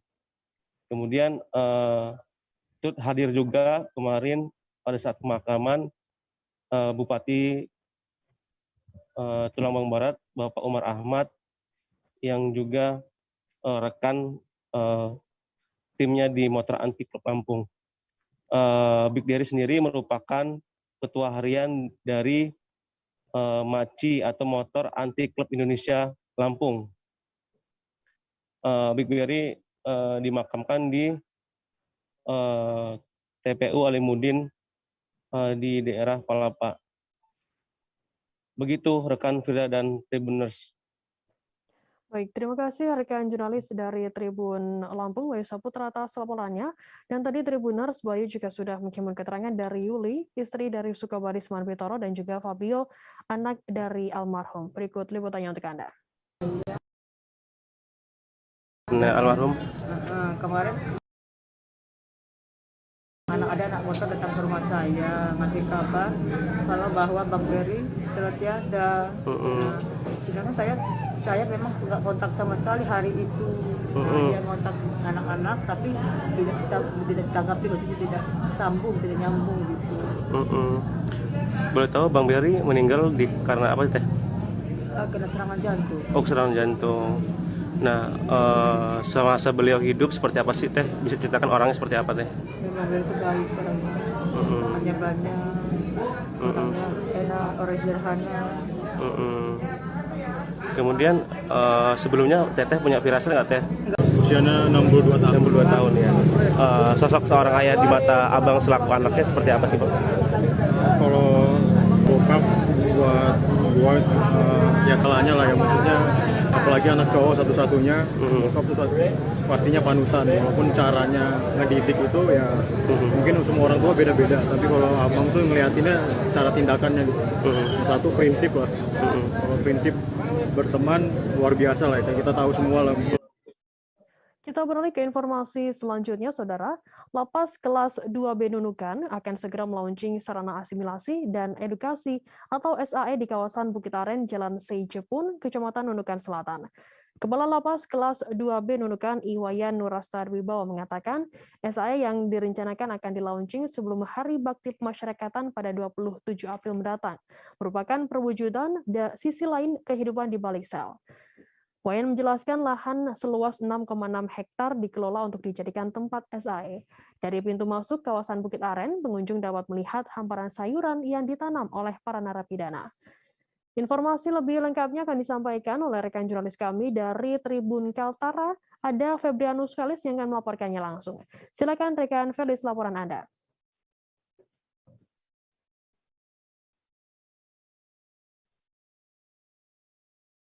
Baik, selamat siang Firda dan Tribuners. Dapat saya laporkan bahwa Lapas kelas 2B Nunukan akan segera meluncurkan sarana asimilasi dan edukasi di kawasan Bukit Aren, Jalan Seijepun, Kecamatan Nunukan Selatan, di mana sarana asimilasi dan edukasi tersebut akan direncanakan akan di-launching sebelum Hari Bakti Pemasyarakatan pada 27 April mendatang. Dan saya sendiri menjadi tempat asimilasi warga binaan Lapas Nunukan karena di kawasan Bukit Aren tersebut memiliki agrowisata, agropertanian, agropeternakan, dan juga agroperkebunan. Tidak hanya itu, juga di kawasan Bukit Aren juga ditanami beberapa jenis buah-buahan seperti nanas, yang mana kalau warga menuju ke tempat itu akan melihat di sepanjang jalan menuju puncak Bukit Aren. Di atas lahan 10 hektar yang masih berstatus pinjam pakai, ya ditanami kelapa sawit, dan tiap bulannya narapidana Lapas Nunukan memanen hingga 3.000 ton. Untuk agropeternakan sendiri, Lapas Nunukan memiliki 5 ekor sapi dan rencanakan oleh Kalapas sendiri akan berternak ayam dalam waktu dekat. Harapannya semakin banyak kegiatan, maka semakin banyak pula edukasi yang diperoleh oleh warga binaan.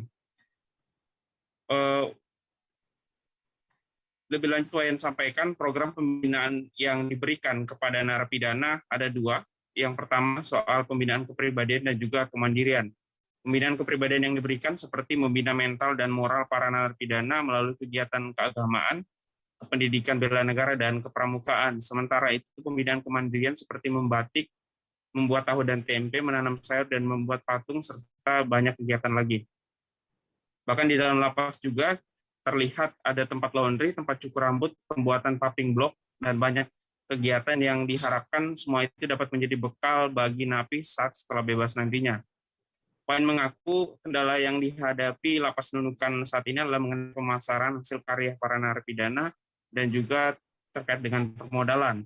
Hasil penjualan karya narapidana sebagian besar masuk ke penerimaan negara bukan pajak atau PNBP, dan juga sebagian lagi diberikan kepada narapidana sebagai premi. Saya informasikan juga bahwa saat ini napi Lapas Nunukan sedang menyelesaikan pembangunan Tugu Mandau lengkap dengan tameng dan juga tombaknya setinggi 12 meter di atas puncak Bukit Aren. Lokasi agrowisata Bukit Aren ini dinilai sangat cocok sekali bagi warga, utamanya kaum milenial yang ingin menikmati keindahan senja dari atas puncak Bukit Aren. Tak hanya itu, sepanjang jalan menuju puncak Bukit Aren juga dibangun banyak spot foto yang cocok untuk liburan keluarga ataupun bareng teman. Dan sampai saat ini juga di kawasan Bukit Aren akan dibangun museum penjara, jadi warga Nunukan bisa melihat langsung perkembangan penjara dari masa ke masa.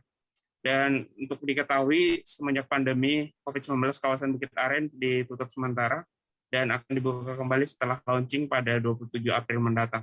Demikian laporan sementara dari Nunukan, Kalimantan Utara. Felix kembali ke Firda di studio. Baik, terima kasih rekan jurnalis dari Tribun Kaltara, Febrianus Felix, atas laporannya. Dan tadi Tribuners, Felix juga sudah menghimpun keterangan dari Kepala Lapas Kelas 2B Nunukan, Iwayan Nurastawibawa. Berikut liputannya untuk Anda. Dengan dibekali pengetahuan dan ilmu-ilmu yang nanti bisa digunakan di masyarakat untuk membekal dirinya. Ya, tujuannya biar tidak mengulang lagi kejahatannya, tindak pidananya, karena dengan pelatihan yang kita buat diharapkan mampu nanti mereka itu mengaplikasikannya di luar untuk sebagai mata pencaharian dan sebagainya. Saya kira begitu. Kemudian kalau di atas puncak agrowisata ini nanti ada pembangunan apa aja Pak? Nanti akan diluncurkan. Khusus di puncak Sai ini kita akan buat Tugu Mandau. Tugu Mandau ada tamengnya, ada tombaknya. Kenapa kita buat seperti itu? Kita lebih mengadopsi pada kearifan lokal. Bahwasanya ini adalah tanah Kalimantan, artinya Dayak ya. Jadi kami akan lebih mengarahkan pengembangan Sai ini pada arah-arah yang sesuai dengan kearifan lokal. Nanti akan di bawah tadi dilihat ada patung orang Dayak, dan nanti di sini akan ada tugu, tadi saya bilang Tugu Mandau. Tribuners, informasi tadi sekaligus menutup perjumpaan kita dalam live update hari ini. Jangan lupa saksikan terus live update di seluruh kanal YouTube dan Facebook Tribun Network. Saya Firda Ananda, mewakili kru bertugas pamit undur diri. Terima kasih dan sampai